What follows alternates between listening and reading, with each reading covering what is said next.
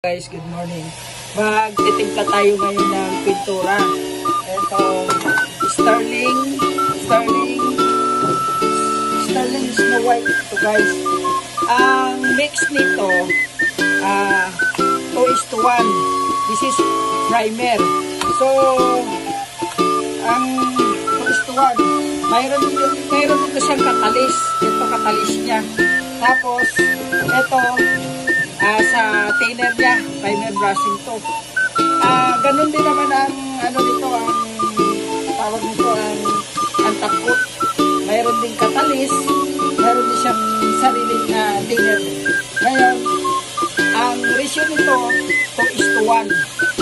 Ngayon, magtitimpla ako. Kunti lang naman timplahan ko kasi may ispatan lang ako na may primeran lang ako kunti.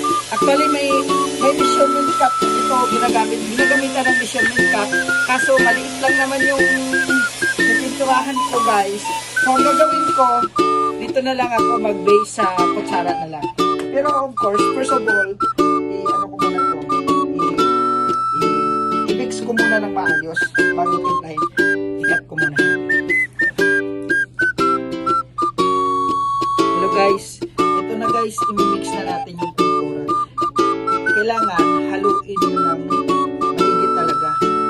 Kasi, through my experience, dati, mayroon akong ayaw ko lang mentionin na sobrang nagmamadali, sobrang excited.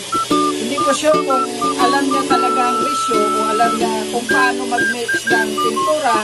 Pero, maniwala kayo sa hindi niya ito na-mix ng maayos. Ang nangyari, 15 days hindi natuyo yung pintura.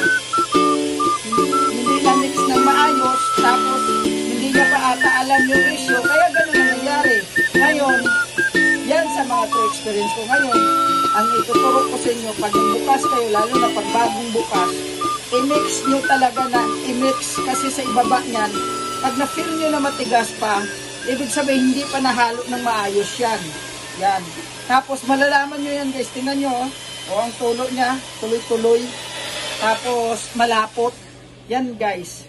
Ngayon, pag na-mix mo na siya na maayos, doon ka na mag-start.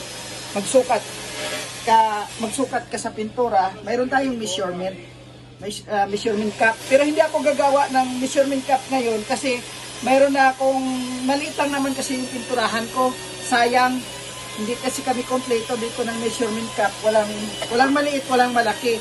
So ngayon, dito na lang ako magbibigay sa kutsara. Ayan guys. Kabisado ko na to kasi sa tagal ko na rin ginagamit to. Sterling White. Okay guys, ikat ko muna. So ngayon guys, dahil nakatimpla na tayo, konti lang naman yun guys. Yan to. I-mix ko siya ng maigi. Mayroon na siyang katalis. Mayroon na rin siyang konting thinner. Maglagay ka ng thinner mo. Always, pag nagtimpla ka, diyan ka lagi sa 10% ang thinner. Para ma-estimate mo. Ngayon, kung medyo sobrang lapot pa, ikaw na magdadagdag. Depende yan sa diskarte mo guys pagdating sa thinner. Pero actually, sa all grape, mga 20%, 30%. Depende yun. Saka, ang pagpintura guys, hindi yun, depende din yun sa weather condition. Yan ang lagi nyo tandaan. Hindi naman tayo perfecto, pero malawak na rin yung knowledge natin pagdating dyan. So, next step natin guys, pupunta na ako ngayon doon sa pipinturahan ko. Come on, let's go guys.